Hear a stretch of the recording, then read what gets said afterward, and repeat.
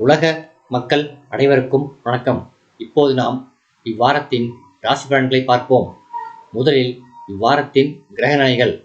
மேஷத்தில் செவ்வாய், ரிஷபத்தில் சுக்கிரன், புதன், சூரியன், குரு, கன்னியில் கேது, கும்பத்தில் சனி, மீனத்தில் ராகு.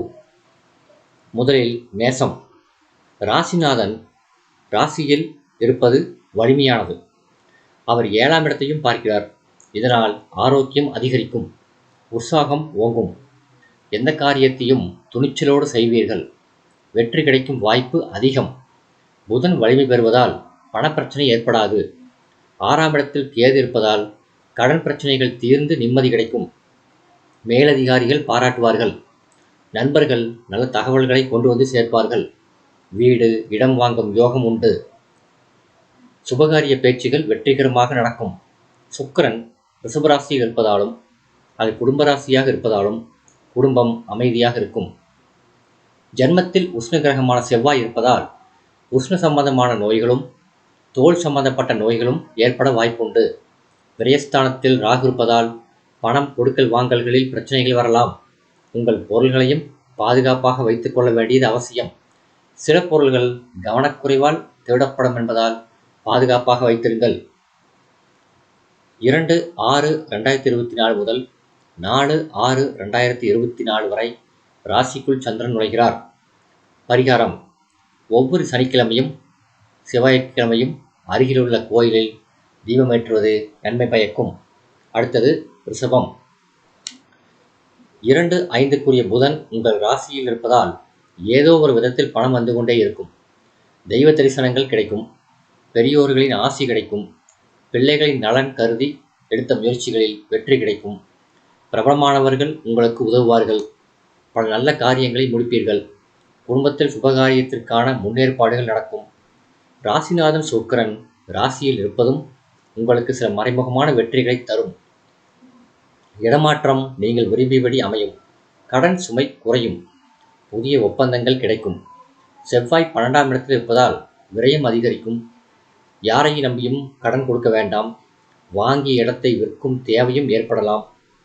சகோதர உறவுகளில் கருத்து வேறுபாடுகள் இருப்பதால் கவனமாக இருக்கவும். பூமி அல்லது மனை விற்கும் பொழுது நிதானத்தை கடைபிடிக்கவும். குரு சுக்கிரனோடு இணைந்து இருப்பதால் மனக்குழப்பங்கள் அதிகரிக்கலாம். மேலதிகாரிகளின் கெடுபிடி அதிகரிக்கும். 4/6/2024 முதல் 7/6/2024 வரை ராசிக்குள் சந்திரன் நுழைகிறார். பரிகாரம்: பிரதோஷமன்று அவசியம் சிவாலயம் சென்று நந்தி பகவானை அபிஷேகம் செய்து தரிசியுங்கள். உங்களுக்கு நல்லதே நடக்கும். அடுத்தது மிதுனம். சுக்கிரன் அனுகூலமாக இருக்கின்றார். வருமானம் அதிகரிக்கும். பாகிஸ்தானத்தில் சனி இருப்பதால் உங்கள் திறமைக்கேற்ற அங்கீகாரமும் உதவிகளும் கிடைக்கும். சில வெகுகாலமாக எதிர்பார்த்திருந்த பதவி உயர்வு கிடைக்க வாய்ப்புண்டு. லாபஸ்தானத்தில் செவ்வாய் இருப்பதால் தொழிலில் நல்ல லாபம் கிடைக்கும். குறைந்த விலைக்கு வாங்கி போட்ட இடங்கள் நல்ல விலைக்கு விற்பனையாகும். சில சொந்த கட்டிடத்திற்கு தொழிலை மாற்ற முயற்சி வெற்றி பெறும். புதிதாக வேலை தேடுபவர்களுக்கு வேலையும், பதவியில் இருப்பவர்களுக்கு நல்ல முன்னேற்ற வாய்ப்புகளும் கிடைக்கும். வெளிநாட்டில் வேலை செய்பவர்கள் இடமிருந்து வரும் செய்திகள் மகிழ்ச்சி அளிக்கும். பிள்ளைகளின் திருமணம் முதலிய சுபகாரியங்களுக்கு ஏற்ற நேரம். சுக்கிரன் 12ஆம் இடத்தில் குருவோடு அமர்ந்திருக்கிறார். உறவினர்களிடம் கவனமாக இருக்கவும். தேவையற்ற வாக்குவாதங்கள் நடந்து குடும்ப ஒற்றுமை குறையலாம். 12ஆம் இடத்தில் சூரியனும் இருப்பதால் தேவையற்ற விதத்தில் பணம் செலவழியும். திடீர் பயணங்கள் ஏற்படலாம். 7/6/2024 முதல் 9/6/2024 வரை ராசிக்குள் சந்திரன் நுழைகிறார். பரிகாரம்: ஒவ்வொரு வெள்ளிக்கிழமையும் அருகிலுள்ள கோயிலில் நெய் தீபம் ஏற்றுங்கள். அடுத்தது கடகம். 5ஆம் இடமாகிய திரிகோணத்திற்கு அதிபதியான செவ்வாய் உங்கள் தொழில் ஸ்தானத்தில் சஞ்சரிக்கும் நேரம் யோகமான காலம். புதிய தொழில் தொடங்கும் வாய்ப்புண்டு. பழைய தொழில்கள் நல்லபடியாக முன்னேறும். சில தொழில் விரிவாக்கம் செய்வீர்கள். வீடு, நிலம் முதலிய ரியல் எஸ்டேட் தொழில் செய்பவர்களுக்கு நல்ல வாய்ப்புகளும் லாபமும் கிடைக்கும். முக்கியஸ்தர்கள் உங்களுக்கு தேவையான உதவிகளை செய்வார்கள். சுக்கிரன் உங்களுக்கு சாதகமாக இருப்பதால் வருமானம் நீடிக்கும். வீண் செலவுகள் அதிகம் இருக்காது. கணவன் மனைவியரிடையே அந்யோன்யம் ஓங்கும். குரு பகவான் சுபலம் பெற்றிருப்பதால் திருமணம் போன்ற சுபகாரிய நிகழ்ச்சிகள் வெற்றிகரமாகும். அஷ்டமச்சனி நடப்பதால் பணிச்சுமை பொறுப்புகள் அதிகரிக்கும். சக்திக்கு மீறிய பணிகளை செய்து கலைத்து விடுவீர்கள். மேலதிகாரிகளுடன் நிதானமாக பேசவும். தேவையில்லாத கருத்து வேற்றுமைகள் ஏற்படும். சக ஊழியர்களிடம் கவனமாக பழகவும். பரிகாரம்: அஷ்டமச்சனி என்பதால் சனிக்கிழமைகளில் நல்லெண்ணெய் தீபமேற்றுங்கள். அனுமன் கோயிலுக்கு தவறாமல் செல்லுங்கள். அடுத்தது சிம்மம். உங்கள் ராசிக்கு தன லாபஸ்தானங்களுக்கு அதிபதியான புதன் தொழில் ஸ்தானத்தில் இருப்பதால் தொழில் வெற்றிகரமாக நடக்கும். உத்தியோகத்தில் உள்ளவர்களுக்கு மன நிறைவு தரும் விதத்தில் பணிகள் அமையும். குடும்பத்தில் சுபகாரியங்கள் நடைபெறும். பிள்ளைகளின் எதிர்காலம் கருதி எடுத்த முயற்சிகள் வெற்றிகரமாகும். அஷ்டமத்தில் சஞ்சரித்த செவ்வாய் ராகுவிடமிருந்து விலகி மேசத்தில் சொந்த ராசியில் சஞ்சரிக்கும் காலம் யோக பலன்களை தரும். எதை செய்ய நினைத்தாலும் அது வெற்றிகரமாக முடியும். எழுத்துத் துறையில் ஈடுபட்டவர்கள் ஆதாயம் அடைவார்கள். 7ஆம் இடத்தில் சனி இருப்பதும் 10ஆம் இடத்தில் குரு அமர்ந்திருப்பதும் சில சிரமங்களைத்தான் செய்யும். மனைவியின் ஆரோக்கியத்தில் அல்லது கணவனின் ஆரோக்கியத்தில் கவனமாக இருக்க வேண்டிய நேரம். சின்ன சின்ன காரியத்திற்கு பெரிய முயற்சிகள் தேவைப்படும். வாக்குஸ்தானத்தில் கேது இருப்பதால் தேவையற்ற பேச்சுக்கள் குடும்ப அமைதியை குறைக்கலாம். கவனம் தேவை. பரிகாரம்: பிரதோஷ நேரத்தில் லட்சுமி நரசிம்மரை வணங்குவது நன்மை தரும். பசுக்களுக்கு உணவளியுங்கள். உங்கள் அனைத்து பாரமும் குறையும். அடுத்தது கன்னி. ராசிக்கு அதிபதியான புதன் பாகிஸ்தானத்தில் சூரியன் குருவோடு இணைவது நல்ல நேரம். தொழில் வெற்றி நடைபோடும். போட்டிகள் விலகும். குடும்ப ஒற்றுமை பலப்படும். குருவோடு சுக்கிரன் இணைந்து யோக பலனை தரும். புத்திர பாக்கியம் எதிர்பார்த்து இருக்கிறவர்களுக்கு அந்த நல்ல நிகழ்ச்சி நடைபெறும் நேரம் நெருங்குகிறது. திருமண முயற்சிகளுக்கு ஏற்ற நேரம் இது. சனி பகவான் நல்ல அமைப்பில் இருப்பதால் உங்கள் செயல்களில் திறமை அதிகரிக்கும். மேலதிகாரிகள் நன்கு ஒத்துழைப்பார்கள். இதுவரை 7இல் சஞ்சரித்த செவ்வாய் அஷ்டமத்தில் வலிமை பெறுவது நல்லதல்ல. வண்டி வாகனங்களில் போகும்போது கவனமாக இருக்க வேண்டும். பேச்சில் வீரியம் அதிகரித்து பகையை பெற்றுத்தரும் என்பதால் கவனமாக பேசவும். சந்திராஷ்டமம் 3/6/2024 காலை 1:29 முதல் 5/6/2024 காலை 4:01 வரை சந்திராஷ்டமம் உண்டு. சந்திராஷ்டம தினத்தில் பேச்சில் கவனமாக இருக்கவும். வாத பிரதிவாதங்களில் ஈடுபட வேண்டாம். பரிகாரம்: சனிக்கிழமை காகத்திற்கு சாதம் வையுங்கள். பிதிர்காரியங்களை எக்காரணத்தை கொண்டும் மறக்க வேண்டாம். அடுத்தது துலாம். இதுவரை 6இல் இருந்த செவ்வாய் மேச ராசியில் பிரவேசித்து துலா ராசியை பார்வையிடுகின்றார். மனதில் தன்னம்பிக்கை அதிகரிக்கும். பூமி மனை வாங்கும் யோகம் உண்டு.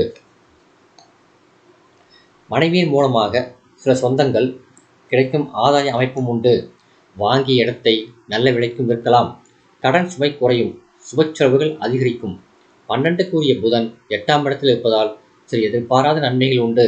நல்ல செய்திகள் கிடைக்கும். அரசாங்க காரியங்கள் நினைத்தபடி நிறைவேறும். வேலை வாய்ப்புகள் கிடைக்கும். 8ஆம் இடத்தில் சூரியன் குரு சேர்க்கை உள்ளது. உடல் நலனில் கவனம் தேவை. தேவையில்லாத பிரயாணங்களும் அலைச்சல்களும் உண்டு. 5ஆம் இடத்தில் சனி இருப்பதால் பிள்ளைகள் விஷயத்தில் கவனம் தேவை. 12இல் கேது இருப்பதால் எந்த விஷயத்தையும் சரியாக விசாரிக்காமல் வெளிப்படுத்த வேண்டாம். சகோதர உறவுகள் கவனமாக கையாளப்பட வேண்டும். சந்திராஷ்டமம் 5/6/2024 காலை 4:15 முதல் 7/6/2024 காலை 7:44 வரை சந்திராஷ்டமம் உண்டு. சந்திராஷ்டம தினத்தில் பேச்சில் கவனமாக இருக்கவும். பரிகாரம்: ஒவ்வொரு வெள்ளிக்கிழமையும் மாலை மகாலட்சுமிக்கு தீபமேற்றுங்கள். அடுத்தது விருச்சிகம். ராசிநாதன் செவ்வாய் 6ஆம் இடத்தில் பலத்தோடு அமையும் காலம். எதிரிகளை வெற்றி கொள்வீர்கள். திறமைக்கேற்ற அங்கீகாரம் கிடைக்கும். புதிய முயற்சிகளில் வெற்றி கிடைக்கும். உடன்பிறப்புகள் உதவுவார்கள். தைரியமும் தன்னம்பிக்கையும் அதிகரிக்கும். பண வரவு திருப்தியாக இருக்கும். கல்வி கலை சம்பந்தமான முயற்சிகளில் வெற்றி கிடைக்கும். அரசாங்க ஆதரவும் உண்டு. வேலை இல்லாதவர்களுக்கு நல்ல நிறுவனங்களில் வேலை கிடைக்கும். குரு பகவான் உங்கள் களத்திர ராசியில் அமர்ந்து உங்கள் ராசியை பார்வையிடுவதால் எல்லா விஷயங்களும் நன்மையாகவே முடியும். ஆடை ஆபரண சேர்க்கை உண்டு. எழுத்துத்துறை பேச்சுத்துறை கல்வி கலைத்துறையில் உள்ளவர்களுக்கு வருமானம் அதிகரிக்கும். 4ஆம் இடத்தில் சனி அமர்ந்திருப்பதால் ஆரோக்கிய விஷயத்தில் கவனம் தேவை. களத்திரஸ்தானத்தில் சூரியன் இருப்பதால் கணவன் அல்லது மனைவி ஆரோக்கியத்திலும் கவனமாக இருத்தல் வேண்டும். அலுவலகத்தில் பணிச்சுமை அதிகரிக்கும். வேலைக்கேற்ற அங்கீகாரம் கிடைப்பதில் சிக்கல்கள் உண்டு. சந்திராஷ்டமம் 7/6/2024 காலை 7:45 முதல் 9/6/2024 பிற்பகல் 1:54 வரை சந்திராஷ்டமம் உண்டு. சந்திராஷ்டம தினத்தில் பேச்சில் கவனமாக இருக்க வேண்டும். பரிகாரம்: ஒவ்வொரு செவ்வாய்க்கிழமையும் அருகிலுள்ள முருகன் ஆலயத்துக்கு செல்லுங்கள். முருகனை மனமாற வணங்குங்கள். அடுத்தது தனுசு. குரு பகவானுக்கு ஸ்தான பலத்தை விட பார்வை பலம் அதிகம் என்பதால் அவர் 6ஆம் இடத்தில் இருப்பது குறித்து கவலை வேண்டியதில்லை. அப்படியே இருந்தாலும் அவர் ராசிநாதனாக இருப்பதால் பெரும் பிரச்சனைகள் வராது. வாக்கு, தனம் மற்றும் 10ஆம் இடங்கள் அவர் பார்வையில் இருப்பதால் வருமானத்திற்கு குறைவிருக்காது. புதன் உங்கள் 6ஆம் ராசியில் இருப்பதால் மறைமுக அனுகூலங்கள் உண்டு. உத்தியோகத்தில் நல்ல முன்னேற்றம் ஏற்படும். தகவல் தொழில்நுட்ப பணிகளில் உள்ளவர்களுக்கு முன்னேற்றம் உண்டு. வருமானத்தில் நினைத்த உயர்வு கிடைக்கும். 3இல் உள்ள சனி உங்களுடைய தொந்தரவுகளை குறைத்து மகிழ்ச்சியை அதிகரிப்பார். தேவையில்லாத போட்டிகளும் மன சஞ்சலங்களும் உருவாகும் வாய்ப்புண்டு. அடிக்கடி வெளியூர் பிரயாணங்கள் ஏற்படும். உறவினர்களிடம் ஒற்றுமை குறையும். சுபகாரிய முயற்சிகளில் சில தடைகள் உண்டு.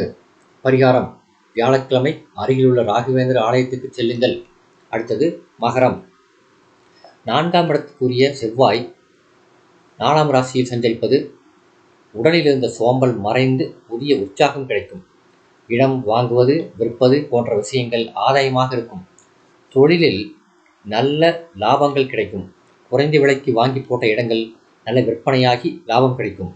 ரியல் எஸ்டேட் தொழிலில் ஆதாயம் ஏற்றம் உண்டு. எழுத்தாளர்களுக்கு நல்லது. நண்பர்கள் தொழில் வளர்ச்சிக்கு உதவுவார்கள். பிள்ளைகளின் எதிர்காலம் கருதி எடுத்த முயற்சிகள் வெற்றி பெறும். தந்தை வழி உறவில் இருந்த கருத்து வேறுபாடு முடியும். திருத்தல தரிசனம் உண்டு. கடன்கள் அடைபடும்.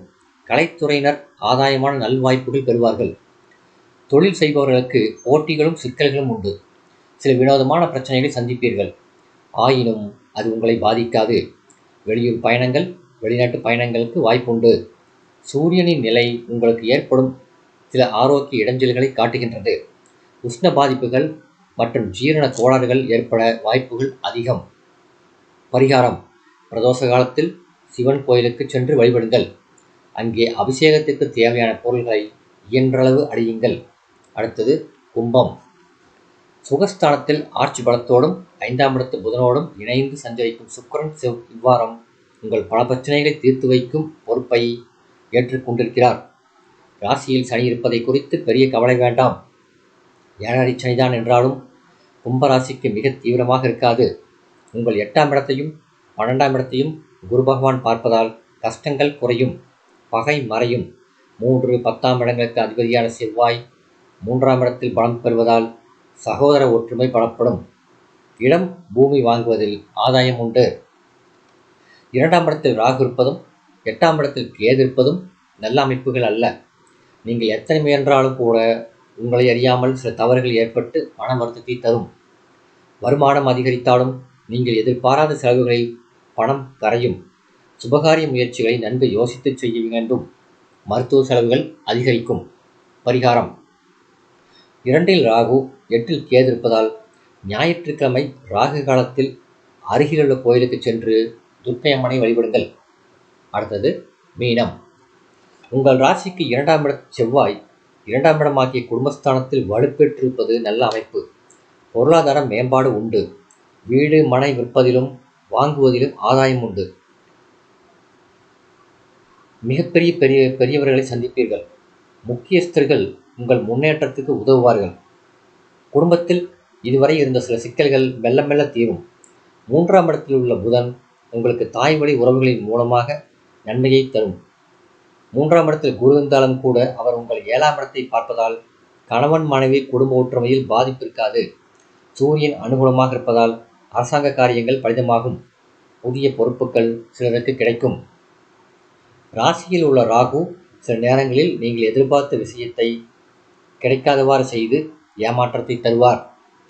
எனவே எந்த விஷயத்திலும் அதிக எதிர்பார்ப்பு கொள்ளாதீர்கள். 7ஆம் இடத்து கேது தீர்க்கப்படாத சில பிரச்சனைகளை தூண்டிவிடும் என்பதால் இப்போதைக்கு அது குறித்து பெரிய முயற்சிகளை எடுக்காமல் பொறுமையுடன் இருங்கள். பரிகாரம்: ராசியில் ராகு இருப்பதால் ஞாயிற்றுக்கிழமை அமாவாசை அன்று நாகப்பிரதிஷ்டை உள்ள ஆலயத்திற்கு சென்று வணங்கி வாருங்கள். இந்த வீடியோ உங்களுக்கு பிடிச்சிருந்தா லைக் பண்ணுங்கள், ஷேர் பண்ணுங்கள், சப்ஸ்கிரைப் பண்ணுங்கள். நன்றி.